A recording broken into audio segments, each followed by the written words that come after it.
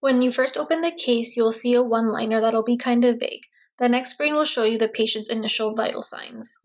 The next slide will give you a lot more information about the patient's history of present illness, medications, allergies, social history, and review of systems.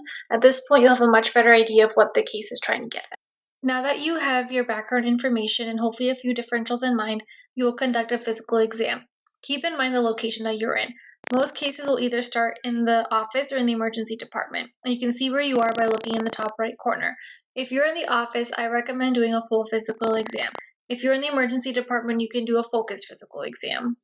So go ahead and click all the boxes and then click OK to confirm the physical exam. Then you'll see a slide with all the physical exam findings, which will further help you figure out where the case is going.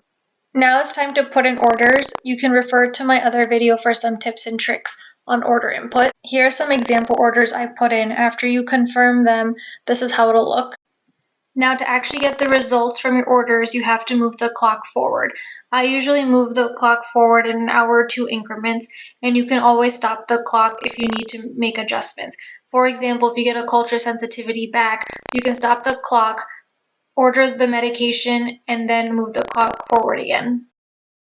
During the case, if you want to see how the patient is responding to the treatments you've given so far, you can click the interval history or physical exam tab in the top left corner and just click the top box that says intervals/follow-up. Lastly, you're also able to move the patient. For example, if they start out in the emergency department or the office setting, you're able to move them to the inpatient unit or ICU. You're also able to move them back home and schedule an outpatient appointment if that is more appropriate.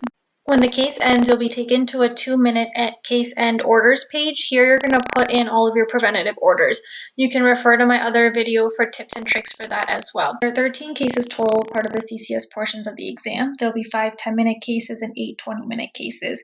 Even though you're allotted 10 to 20 minutes total for the respective cases, you might finish much before that. For example, if you have put in all the correct orders and provided the proper treatment within 7 minutes of the case will automatically close on its own, so don't be alarmed.